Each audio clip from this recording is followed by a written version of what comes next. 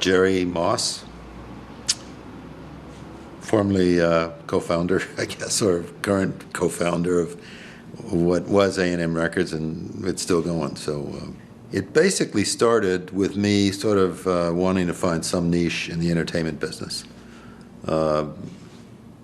Like a lot of guys that went to college on the East Coast, I did a lot of waiting on tables during the summertime at some of these resorts. And I was lucky enough to always pull the entertainer's table. And, you know, I just felt they were having a lot of fun, you know. They worked hard, they did what they were supposed to do, but between each other, there was a camaraderie and there was fun, you know, a lot of laughter. And I said to myself, I want to be part of this somehow, you know, some sort of a creative process that gives me a chance to work with these kinds of people, you know. And I thought I was going to end up in television, which at that time was a sort of a, you know, late 50s, kind of an infant sort of industry. I sort of liked music in those days, but mostly sort of jazz, sort of Dave Brubeck, you know, kind of stuff. Paul Desmond, of course. And then when I was about 22 years old, a friend of mine was getting married. Good friend. I'd grown up with the guy, and there was a so-called older man at the ceremonies. He was like 37 or something, you know, 35. And he was a music publisher, record guy. And he was recently divorced and squiring the maid of honor, so to speak. And the activities put us together for a couple of days, you know, the rehearsal dinner and all this kind of thing. And I really liked this guy. He was funny, he was interesting, and we had some fun just conversing, you know. And at the wedding, because we sort of knew the groom so well, we knew his family, so, you know, I was dancing with the aunts and a couple of the uncles, and, you know, we were just reading telegrams, and came back to our table after some of these activities, and Marvin, his name was Marvin Kane, he said to me, he says, "You'll be a great music man." I said, "What does that mean?" You know? And he says, "Well, that means we'd probably start you off at about $100 a week, and inside of a year and a half, you'd be making 300. Now, this was 1958, and $100 a week was a lot of money in those days, you know, and I just kept thinking, $100 a week, wow, you know. I said, but I'm a little drunk right now, you know, how do I put this in a perspective, you know? And he said, "Well, call me, you know, and we'll talk about it." And I did call him the next day, and I said, "Look, I'm supposed to go in the Army in about 6 weeks. What if I?" At that time, I was out of college, and I was sort of managing a theater for ABC, a radio theater, sort of like a head page situation, you know. But I was just marking time until I was supposed to go into the Army for 6 months, and which was what the programs they had in those days. And I said, "Wonder if I work for you for 6 weeks, and, you know, you see if I like you like me, you know, this kind of thing." And he says, No, call me, just keep in touch with me and call me when you get out of the Army." Okay, so, I mean, I kind of thought about it, you know, and he kind of defined the job, which was going around to radio stations and getting your records played and doing that kind of thing, and I had not even an understanding of what that really was, you know. But for $100 a week, I thought I could do anything, you know. Anyway, I went in the Army. I was stationed at Fort Dix for a while, and then I went down to Fort Jackson, South Carolina. All this time, I was sending Marvin notes and calling him, and never got a response, you know, nothing, you know.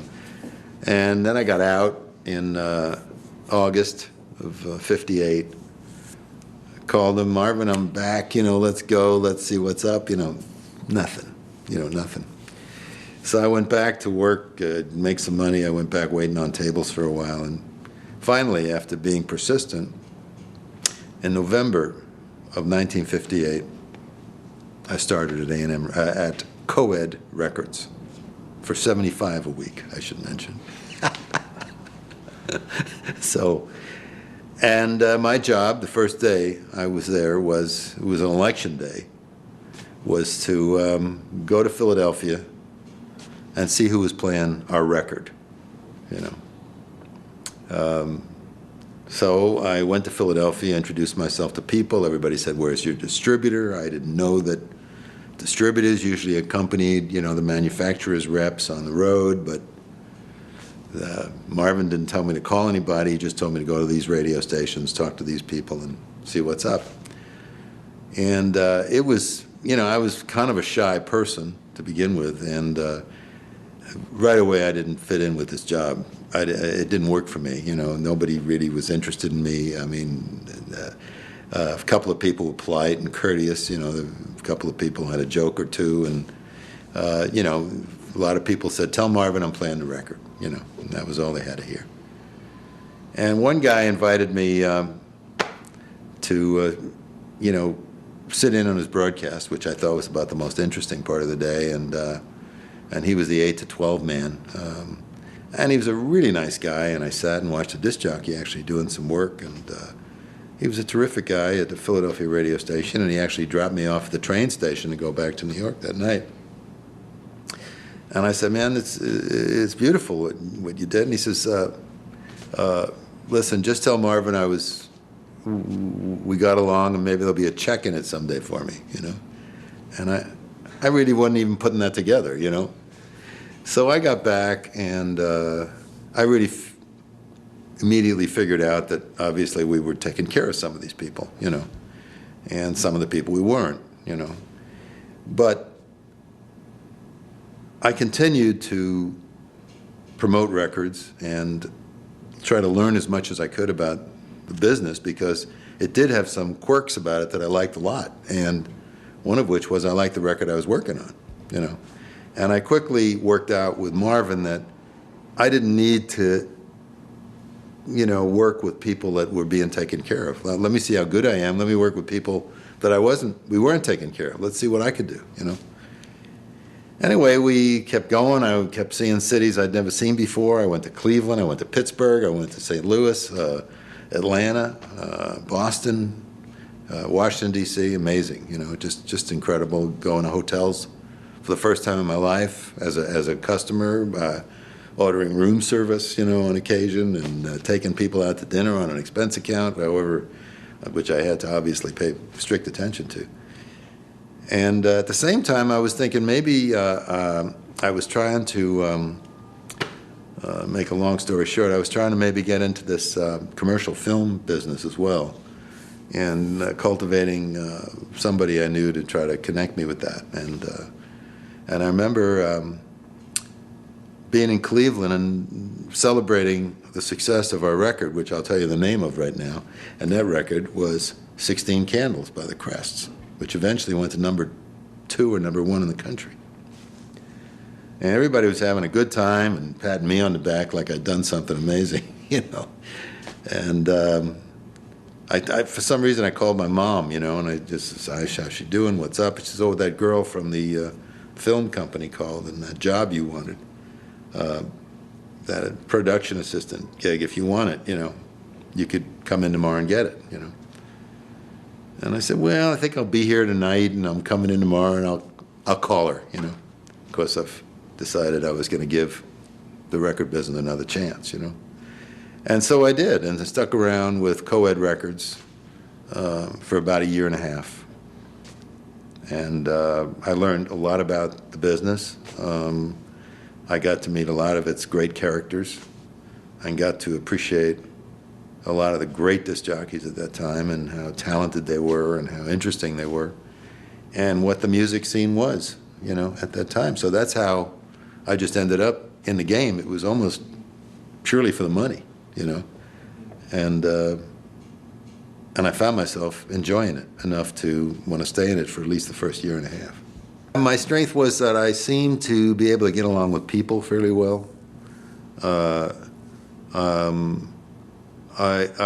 realized who I was going to come off as was going to be as a truthful person, because I realized that radio stations needed to know what was really going on with a particular record. You know, they were competing with other radio stations, and I wasn't going to hype them. You know, I was going to talk about my record in different ways that wouldn't in any way constitute as being untruthful, you know. So I wanted to be a person that could be trusted. That was very important, you know. And I think I succeeded in that way, because I got along with some guys. The disc jockeys became my friends, you know. We went out, we did stuff, you know, we had a nice time, you know. And I got to know the younger up-and-coming guys, and it was just a lot of fun. The frustrating part to me was that in a year and a half I was making, you know, about $140 a week by this time. You know, I hate to put everything in terms of money, but I didn't have any, so, you know, it was important, you know. And at that point, the top promotion man in the country for RCA, let's say, was a guy that was about 45 years old that was making $175 a week, you know. And I said to myself, well, if this is what I have to look forward to, this is not amazing, you know. I have to start thinking outside of this box, and how am I going to step it up and see what else I can do, you know.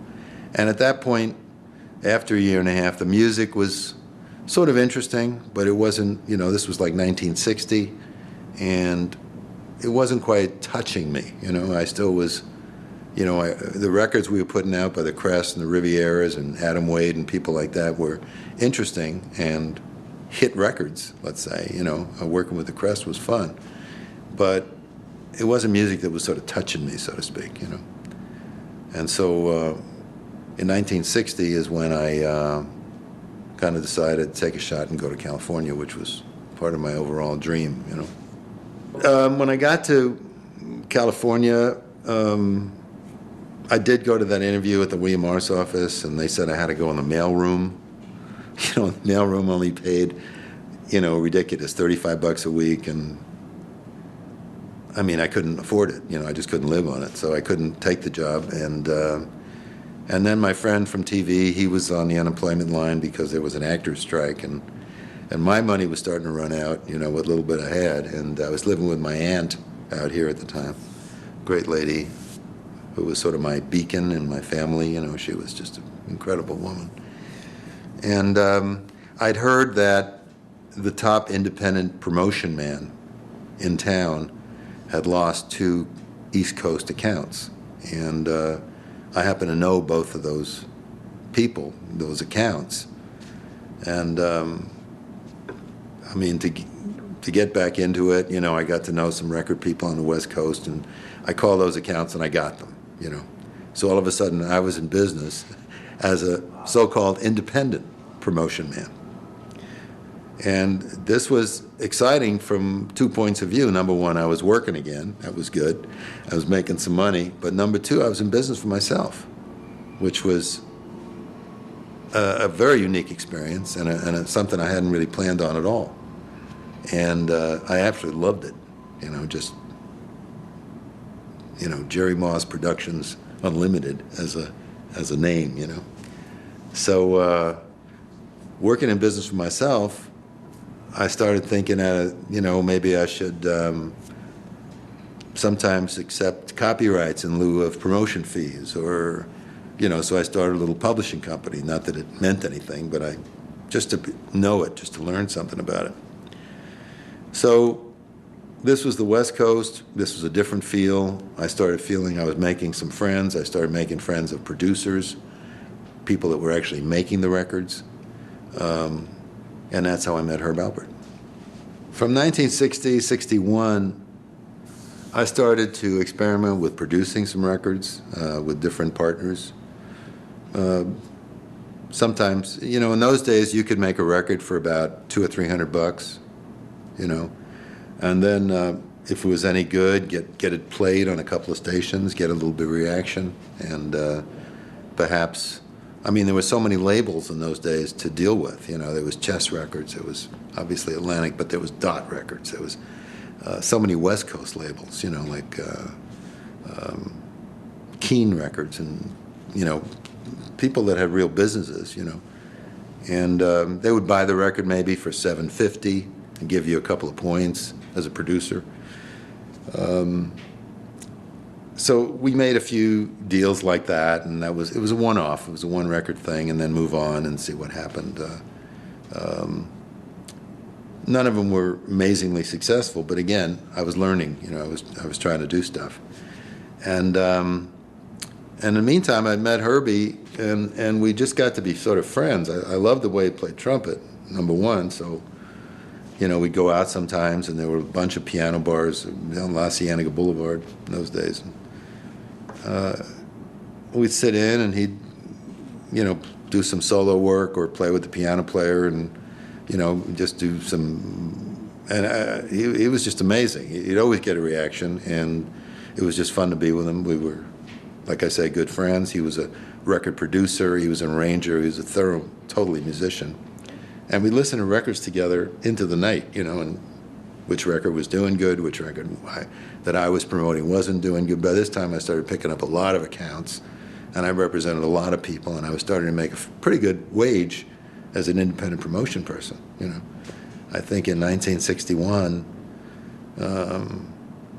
that year, I must have earned about 30 grand, you know. So the business was good, you know. He had been partners with Lou Adler, and they had produced Jan and Dean together. And Herbie at the time was still is a very attractive guy, and everybody said, why don't you try being an actor? You know, at that time, attractive people were sort of looked upon with, you know, some degree of professional skill in what sense, and he tried. So they broke up the partnership. You know, Lou, the way they broke up their partnership was that, you know, Lou got Jan and Dean, and Herb got the 2-track Ampex tape recorder. And that's what he ended up with. So he did some experimenting on that, because that was an interesting piece of equipment. And he started producing his own records using his son's name, Dory Alpert, as a vocalist, and putting out certain records. And it just coincidentally, at the same time, I was making a record with an actor friend of mine, and using Herbie as a trumpet solo in the middle of the record. And both of these records ended up costing about $400 or something, $400 to make, you know, each of them, strangely enough. RCA had let Dory Alpert go, you know, and we were sitting on the beach one day, and just said, what if, you know, why don't we just put these on the same label, you know? Let's each put $100 in a checking account to produce enough records for us to get a reaction, and let's see what happens. Let's take it from there, you know. So in I would say summer of '62, we put out a song called "Tell It to the Birds" by Dory Alpert on Carnival Records, and it started to get some interest. And we got it, you know, played on the local radio stations, and we sold maybe 6,000-7,000 records locally of "Tell It to the Birds," to the point where Dot Records, in the person of Wink Martindale, who was then an A&R man for Dot Records, picked it up. Very funny deal for the world outside of L.A., you know. For $750, as I remember, that was the price we got, and went on to promote the record around the rest of the world, so to speak, you know. And so all of a sudden, we now had $2,000 or $3,000 in our checking account. You know, we actually made a little money because we were still selling records through the local distributor on Carnival, and we had sold the record and got a cash thing. The record I made which was called Love Is Back in Style, didn't work. Nobody seemed to like it very much, and I just wasn't getting a buzz at all on that record. It was a nice record, but it just didn't go over. So here we were. We had a couple of $1,000. We had Carnival Records, and we had more than we started with. So what was our next project? I think we made a record for somebody as producers, and we got another $500 to do that. And anyway, we started just thinking about what was happening. We liked the name Carnival, but we noticed that a couple of other people had the name, and so we were never sure what to do next. And then we were sitting around one night, and the other thing that Herbie and I used to do a lot in those days was go to the bullfights in Tijuana. We went to them a lot. For me, it was a thrill because I was a big fan of Hemingway, and a couple of years earlier, he had written about the mano a mano, the bullfights between Dominguin and God, the other great guy. I forget his last. It was Dominguin's. I'll remember the name at some point because he was just a great guy. I got to know him later, but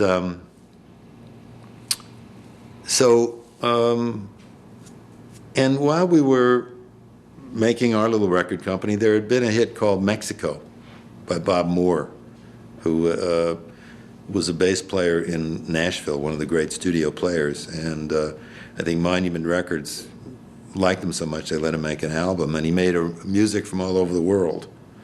And so he made a record about Mexico, which is kind of a mariachi record. But because he had like different other sounds in the album, there was no follow-up. Never was a follow-up. Anyway, this all, was in my head, and one night Herbie came back with a song that he had just played a casual one night, meaning like either a wedding or a bar mitzvah with somebody, and the guy was Saul Lake, who was the keyboard player, and he had a tape of this record that, a song that Saul had written, an instrumental song. And he played it, and it was dee da dee da da da da dee da da da dee da da, And he's playing it over and over again, and we're sitting and thinking about it, I said, it sounds to me like a trumpet record, And then we thought, let's do like a bullfight thing. Let's and it, he said this and I said that, and before you knew it, out pops the Lonely Bull, And Herbie and we went down to the bull ring to record the sounds authentically, And he had gotten a great engineer. I think the guy's name was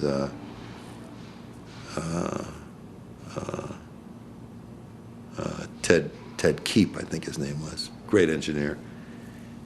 And then we said, well, what kind of label we put it on? It's like the Carnival's gone, and we went through this thing about label names and all this, and finally we came up with, let's call it A&M. At least we had no idea how long this whole thing was going to last or what it was, but at least we felt something about this record. We just felt something about it. And at the same time, I was still doing independent promotion work. I was still working a lot of records. I still knew a lot of program people, and I had the program director at KYA, I remember, staying in my house, and she loved the record, just absolutely loved it, and she went up to San Francisco, put it on the radio, and went crazy up there, absolutely went crazy up there. So we really felt we had something, you could just feel it. I was starting to get calls from other record companies, people that knew it was my record, so to speak. I said, no, I'm not selling this record. We're gonna take this record. We're gonna keep it going, And then I sort of decided I better let everybody know this was our record because I don't want somebody to cover me. In other words, put out another version and say, I didn't know it was your record. I want you to know this is Herbie and my record. So anyway, then next came the point of how do we get the money to press up the record,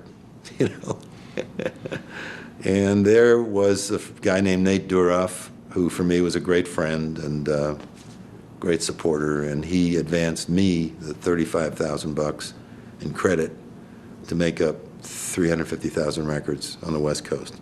And Herbie's family put up some collateral on the East Coast, and we got 350,000 records pressed on the East Coast. And we sold about 700,000 records, and it was amazing. And the record, I think, went eventually to number 6 and number 7 in the country. And that's the story of the Lonely Bull. At the time, I really felt, number one, Herbie was really special. First of all, as a person, and secondly, as a musician, as an artist. He was really definite, in how he thought and what he felt, how he felt about things. We were very simpatico on the business side, because he was enough of a producer and a record man himself to know what sort of had to be done, and understood the game very well because he and Lou had been successful in it, They had written some Sam Cooke songs, they had done some very nice work, so he was more understanding of where that side of the business was. I had absolutely nothing to lose outside of, like you say, maybe I wouldn't get a meal or something, but I wasn't married, The fact that I went from a pretty good income, when I gave up my independent promotion business, all Herbie and I took out of the business for at least 2 or 3 years was about $125 a week, just to pay rent and keep going, Herbie had a wife and a kid at that time, so for him it was maybe a little more difficult, But we realized we better keep the money together, Let's not get crazy and spend money. Let's just, because we're not going to have a hit every time. We realized that right away, And as it turned out, we didn't have another top 10 record for 3 years. 3 years for a top 10 record. So I think what happened, we were operating literally from fall that year, from August of '62, in the back of Herbie's place. That was his garage. We literally worked out of his garage. He had a piano, the 2-track tape recorder, and I had a desk with a phone with 2 extensions, and that's where we operate out of. I kept the file on distributor orders. I kept, what we shipped to somebody, how we bill them, what we, because I knew the distributors well enough to ask them how they did this, And I sent out the bills, like my little homemade bills, and we got paid. Most of the time, we got paid. In January of '63, after we started putting together an album, first album, we hired a tremendous lady named Jolene Burton, and she became our head bookkeeper, head secretary, head person. She was the lady in the office, and she was incredibly gifted. She great bookkeeper, great resources, knew everybody in the business. We got her from Liberty Records,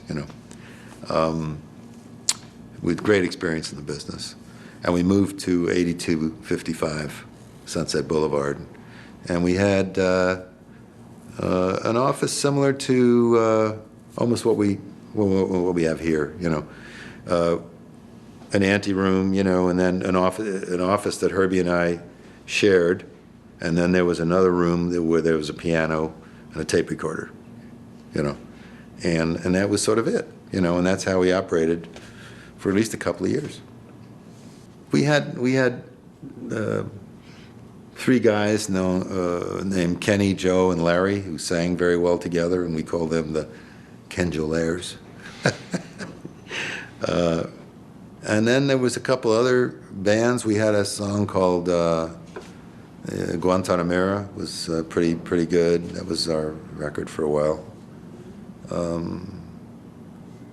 There were different sort of chart records we made with different people. we picked up a record out of Canada called, well, the name of the group was the Canadian Sweethearts. Lucille Starr was the girl, and she had just the most incredible voice. And there was a song called, well, in French it's Quand le soleil dit bonjour aux montagnes, which is when the sun says good day to the mountains, you know. And in France, in Canada, it was huge, you know, just a huge hit. And we tried, you know, we sold a few records in America on it, and we put out their album, you know, so to speak, and worked that pretty good. And I thought this was going to get me a big hit in France, and of course they didn't like the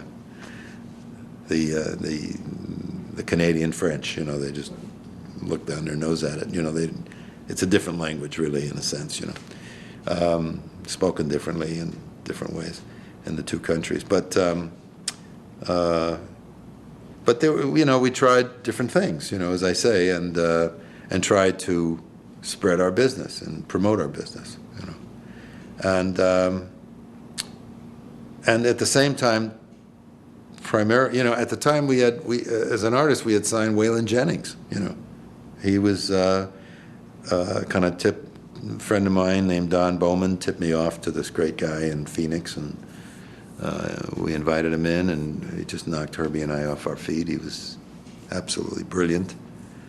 And we started making records with Waylon and making some headway. You know, I would say getting interest on radio stations, and I would say he would sing mostly folk songs or songs he wrote himself. Four Strong Winds, you remember that? Limelighter's song or something like that. And I remember whistling and doing hand claps on that record, you know.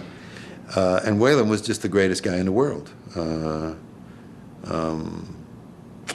then one day he came into us and said, "Boys, you've been great to me." He says, "But I got the call every country boy dreams of, you know, got the call from RCA Nashville, you know. And you guys want to keep me? I'm with you.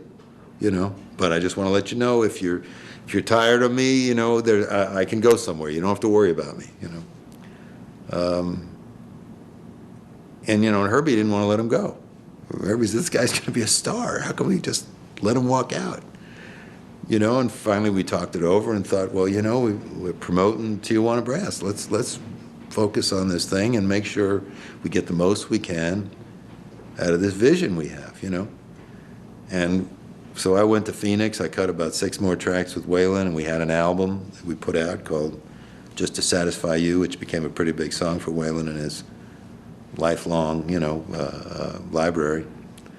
And we let him go. So we had different experiences with different people. Chris Montez, we recorded. Herbie made a record that was a pretty good hit. The More I See You, chart record, enough to make an album with Chris. It sold a few records.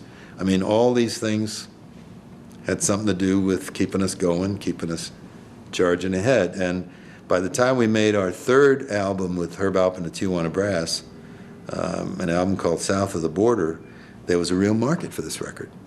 And there were very few, at that time, independent companies selling albums. They were singles companies. And very, you know, I can maybe one hand the companies that were situated like us, making single records mostly, that were also selling albums. And maybe the Cap Records was maybe one of them.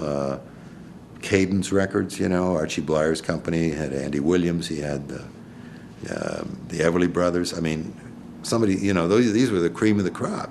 Atlantic obviously was selling albums, but companies weren't selling albums. And here we had, south of the border, about 100,000 records we sold, you know, within the first couple of months of the release of the record. You know, somebody by this time had picked a song of Herbie's to be a commercial called the T-Berry Shuffle, which is our song was the Mexican Shuffle. You know, so there was all kinds of promotion going this way. You know, we were heading towards something. With Herbie's success, and that was a gigantic success, you know. it was a success that we could never have dreamed about. I mean, in the year of 1966, we outsold the Beatles. We sold over 13 million albums in America. Because all these albums we'd made, at one point Herbie had, I think, 5 albums in the top 20. The whole thing went. It wasn't just, we hit on a song called Taste of Honey, which was a huge hit as a single. But not only that, now you had Herb Alpert and the Tijuana Brass performing brilliantly. I mean, it all just happened. All the work that we put into it, those 3 or 4 years, built it up into the final payoff. And when the payoff came, we couldn't hold it back if we wanted to. I mean, you pick up a phone, you're selling 50,000 records a day. And everything else, all of a sudden they became interested in Chris Montez, and they became interested in the Baja Marimba Band, which is another side venture we came up with. And so all of a sudden we now had the wherewithal to really have a company, And I would say the first major artist we signed was Sergio Mendes in Brazil '66. And I heard about, I was a huge fan of, and by this time the music business changed dramatically. The Beatles came and they changed the world, And all of a sudden you had people producing their own music. I mean, it wasn't like the A&R guy made the record and, the singer heard the songs. And I mean, there were still things like that, but more and more it was more organic, And the music was getting to be fantastic. And music we cared about and loved and wanted to be part of, So in the summer of '63, the Jobim album was one of my favorite albums, still is, of all time, with Astrid Gilberto. And I loved Brazil '65, it was just incredible, bossa nova music. And as luck would have it, I was having breakfast with our Seattle distributor. And I was supposed to meet him at the Hyatt House, which is on Sunset Boulevard at the time, which was called briefly the Riot House, because a lot of rock bands stayed there and just tore it up. But and he saw me drive by in my car, and I was in my office, and he called me and he said, "Did you forget breakfast?" I said, "Oh my God, I'm sorry, I'll be right there." And at that breakfast, thank God he called me back, because he said, "By the way, Capitol let Sergio go, and they're doing a new band, and it's Brazil '66 now. He's got 2 new singers, and they're rehearsing at Jordi Hormel's." I said, "Well, where is that?" And he told me the address, and I called up there, "Can I come over?" And I think I did. I think I brought Herb, and by this time Gil. We had now gotten Gil Friesen to join us in November of '64, and we all just fell in love with each other. It was just a fantastic thing. By that time, Sergio was signed as a keyboard player with Atlantic, and so Nestle Erdogan wanted him very much to sign this new band with Atlantic. So this was our first little competitive thing where we were actually competing with a company. And then Herbie said, "Look, not only will I produce you, but you'll come on the road with me." And Nestle, being the great guy that he was and a great friend of Sergio's to the end of his life, said, "Sergio, these people can do more for you than I can do. I would suggest you make that deal. But I will keep on recording you as a solo keyboard player." That's how much he thought of Sergio. And at the time, this was my first negotiation, really, because there was a lawyer, and he started asking me for things, and I said yes to everything. And at the time, we had hired an A&R guy who was knowledgeable in these things. But it didn't work out with this A&R guy. He was an A&R guy from the 50s. And here we were kind of in the mid-60s. We hired him because we liked him and we appreciated his taste. But he didn't move like you got to move in the 60s, so to speak, It was more artist orientated, and you better get to know these people, and be part of them, And he looked at the deal I made, and he says, "Man, that's a crazy deal." I said, "Yeah, but they're going to sell 1 million records. I know we're going to sell 1 million records with these people. They're fantastic, And by this time, we had assembled, with the money we made, we assembled the kind of company we wanted. We bought the lot, the Chaplin lot on La Brea. We moved in there and we padlocked some of the buildings. We obviously couldn't use them, but we built up offices, and that was our home, And it was a great place to work, just a fantastic place. We closed the gate, and everybody inside that gate was A&M. It was just fantastic. So Sergio became a big star, and a big hit, and had 4 or 5 huge albums for the next 3-4 years. And Herbie and, I maybe sat in on a track or two. By this time, the business was growing to the point where I could no longer be in a studio. I had to be, the phone was ringing too much. I had to pretty much take care of business, So that's where we went. And, and then the rest of it is I went to Monterey in 67, and I heard all this great rock and roll music, and I felt embarrassed and upset because we didn't have any, and I decided we needed to get some. So we went out and got into the rock and roll business, and I think we did pretty good. Well, early on, I remember some of our first sessions, and Herbie would be directing the thing, and I'd sit there in the booth or something every once in a while and say, the guitar, I'm hearing more of like a Dwayne Eddy thing here, And he said, "Well, go out and tell the guy." I said, "I'm not a musician." He says, "Oh, no, this is your record. You're paying for it. Go tell him, rather than you tell me and I tell him, why don't you just explain to Tommy or whomever it is what you think you're hearing here. He'll listen to you, And after doing that a few times and feeling sort of good about it, and realizing that I was getting through, that it wasn't that difficult, in fact, as long as I paid him the respect I knew he deserved, because we always use great players, I sort of got to sort of understand musicians a little bit, and having the support of my partner was paramount in this, because we were like one, 1 and 1 equaled 9, so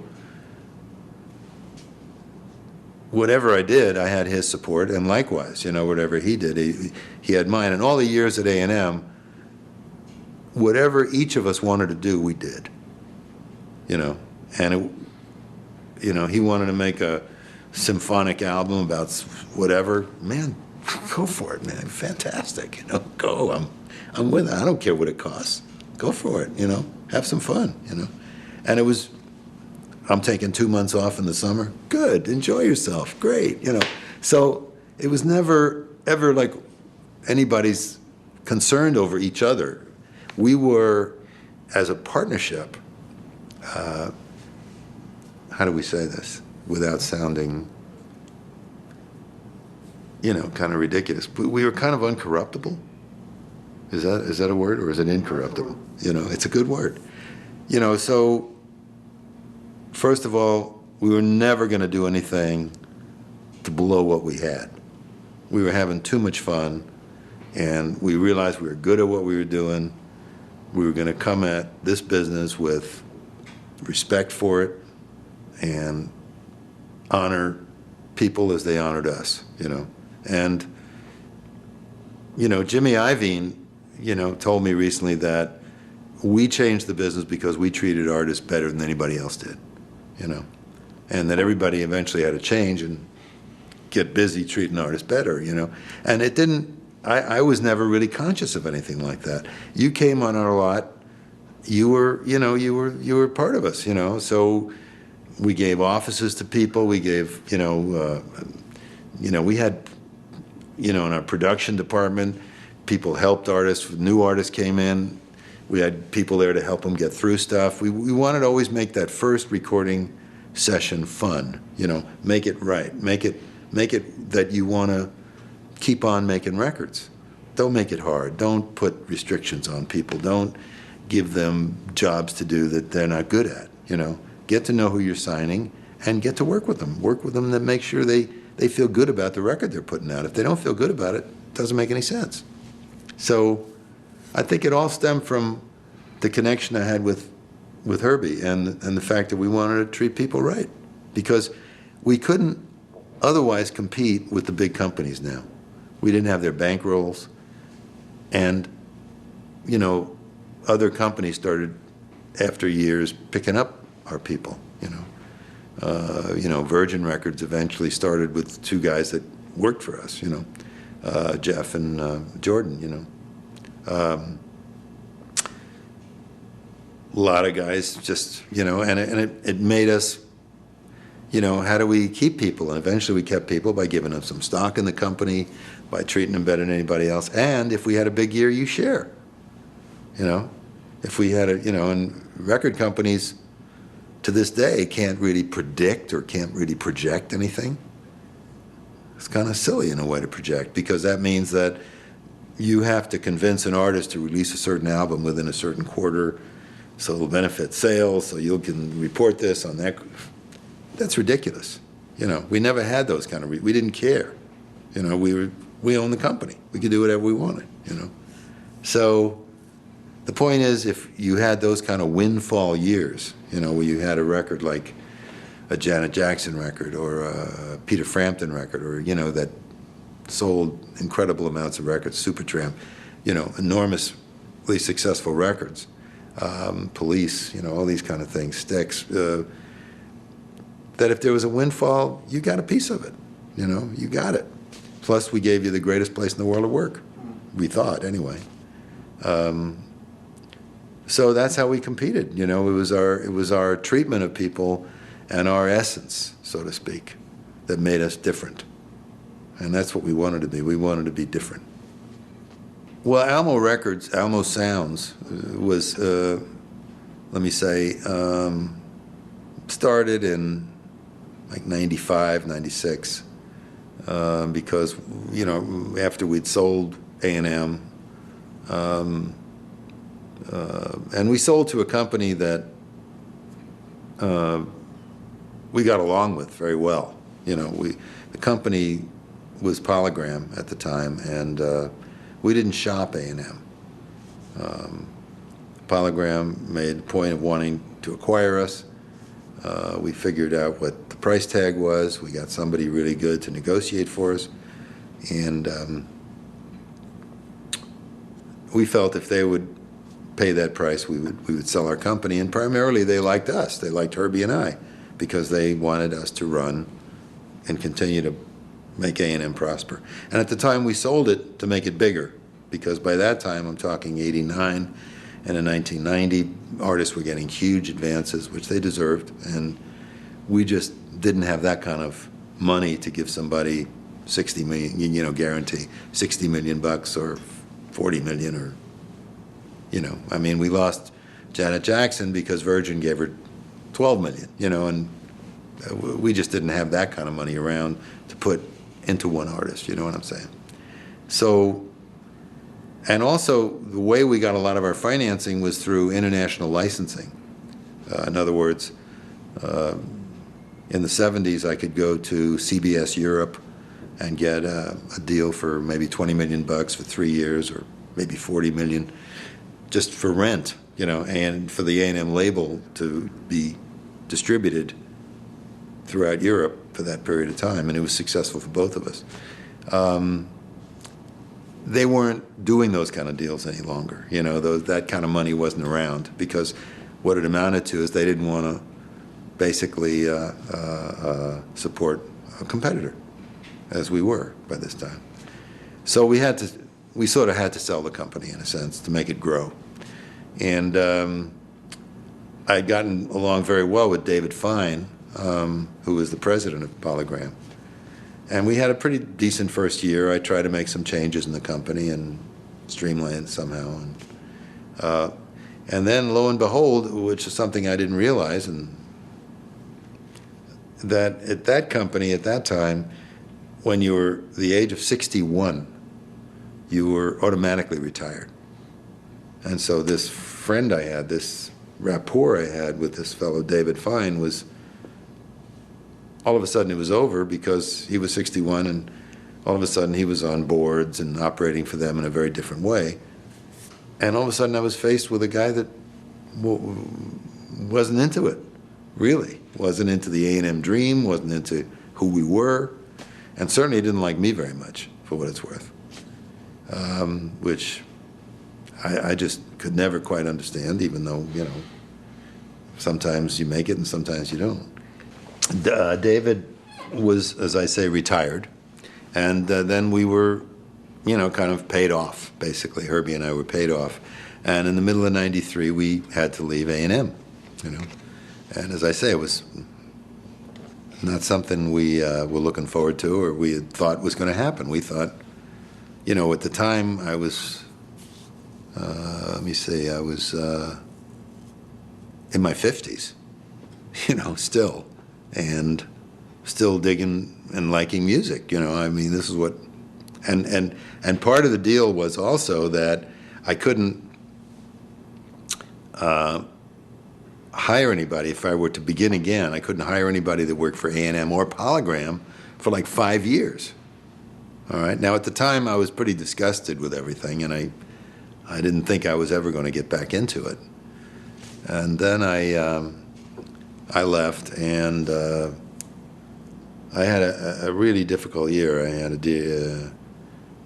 aside from leaving A&M, I was diagnosed with prostate cancer, and my mother was dying, and, you know, it was just a really, really, and my wife and I were in the middle of redoing our house, you know, which can just be, we were entering our 3rd year or something at this thing, and we got the flu, you know, it was just awful, you know, just one of those amazing, terrible years, which ended, of course, with the earthquake of '94, you know, where we just almost got thrown out of our house completely, the place we were living in.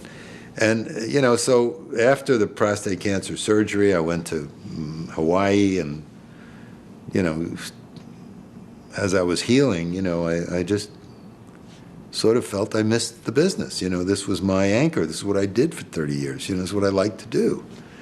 And so I decided to do it again, you know, and Herbie went along with me, of course. He wasn't as enthusiastic as I was. He felt the business had changed a little bit, and he was probably smarter than I was, you know. But I felt I wanted to do this, you know, and found a couple of A&R people that by chance had not worked for A&M or Polygram I could get along with. And we invested our own money again into this thing. And by this time I was looking for help, primarily because I didn't want to spend Herbie's money, because I knew he wasn't that enthusiastic over this thing, you know. And deals were not that easy to come by, you know. Things were different. But, you know, one of the first acts we signed was a band called Garbage, and at the time they were not really going to tour, and they were mostly producers, but they were very talented, and the girl was really, really unique. And first album was a bit of a sensation, you know. So here we were back doing stuff, you know. But the game had changed dramatically. I didn't really see myself working as I did at A&M. You know, I was sort of a dilettante. You know, I could work a whole day and then maybe take off the next day, or work a whole day and then take a break and go to the racetrack, and where I really loved being as well, you know. And I found it difficult to maintain a staff, and things were just different, you know. And it gave us a sort of an idea of what the music business was coming to be. And Herb and I both felt that it might be the time to maybe close down Almo, and perhaps maybe even sell Rondor, which was our publishing company. And that's what we did in like the year 2000. So Almo Sound still sells records, of the artists that we had. That would have been Ozo Motley, that would have been Imogen Heap, that would have been, we put out a pretty good, a couple of garbage records, some other records that we put out 3 Herb Alpert albums that were pretty good, including one called Second Wind that I think was a great album. So we did release, I would say, about 16, 17 albums, in its time. And we're still selling those, but we're not making new ones, so to speak. And I have a pretty good relationship with Jimmy Iovine at Interscope, so we're still distributed by them, so we have first-class distribution, so this catalog is getting respected, so to speak, You look for signposts, and I think in any kind of career, you look at the opportunities presented to you. A lot of people can't define those maybe as clearly as we could have. Some people have opportunities that are knocking them over and they can't see it. I see life as a series of choices, and it's a question of what choice you make at that particular time. Is it going to make you? Is it going to break you? Is it going to be successful? Is it going to be life-changing? Or is it just going to be fun? And how do you want to live your life, So when it came to, I got into racing because Nate Duroff, that guy that lent me the $35,000 to start our business, wanted me to claim a horse with him. Now claiming horses is a long explanation, but it's part of the card, in a racing card. There's always claiming races, and horses are for sale. So you have different values of horse racing by virtue of the claiming status. Anyway, I said, Nate, I'm busy. I'm in the record business. I'm fine. I like going to the track once a year, but come on, I'm busy. Anyway, fade into next scene, Nate has a slight stroke. He's in the hospital. I go with a balloon and visit him, and is there anything I can do for you? As you say every time you're visiting somebody in the hospital. His answer, yeah, when I get out of here, you're going to claim a horse with me. So sure enough, I think in 1970, as Herb and me and Nate at the racetrack, a horse called Angel Tune that we claimed for $12,500, is running in the third race, and he's running for 20 grand, I think he came in third at 15, so we put him in a $20,000 race, and he wins. She wins. And so therefore, we now know all there is to know about the racing business, Now, we went on with it for a while, and then somehow we got a little disinterested along the way because we ended up spending more money than we thought we were going to spend. And not that anybody, misused us or, it just, we got talked into buying an expensive horse, and we did, knowing full well that there could be problems with this horse. Anyway, long story short, we didn't do it for a while. And then I realized I missed it. I missed the diversion of it. I like sports. I enjoy a contest, And then I felt I better be with somebody I think is doing pretty well in the game, and this is where you bet on people.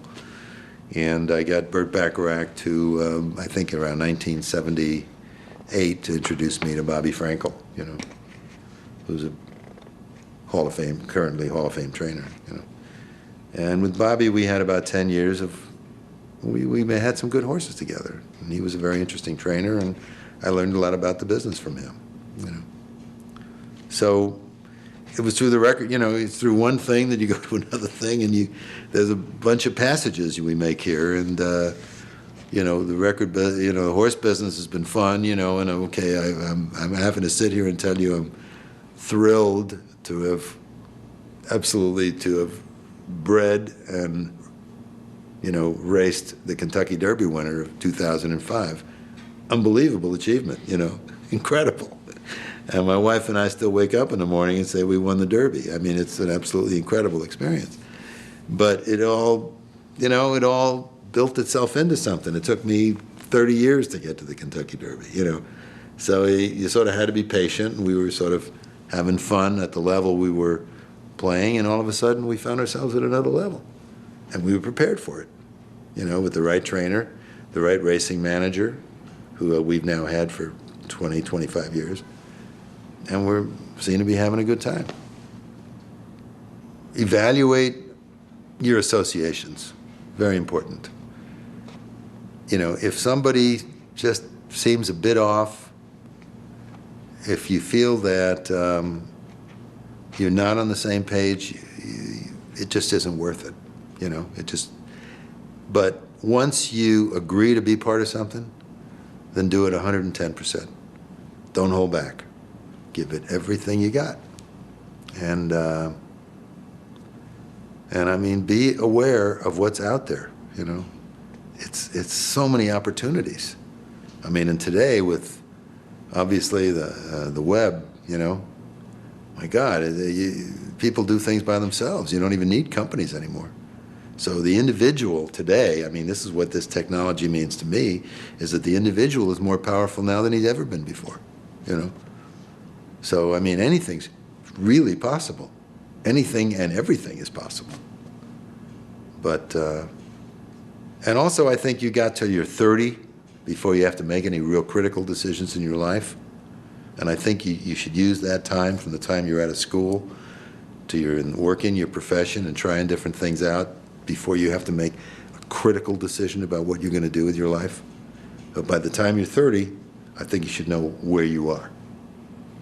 And once you know that, then give that all you got. But in the meantime, have a lot of fun. Make sure you get fun. It shouldn't be without fun. That's for sure. And make your brand. You know, make people know who you are. The greatest. Met the greatest people. Fantastic shows.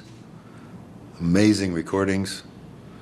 You know, every once in a while a record would come through us and Herbie would look at me and say, what did we do to deserve this, you know? That this amazing thing is going to come out on our label, you know? Incredible, you know? So we had the greatest time, and it is still a great business. I mean, the music is still out there, and people are making great music. It's just, you know, I guess we just have to catch up to the technology, but the music is still amazing. So I would recommend a career in the music business. If you're 23 and you got the energy, it's fantastic.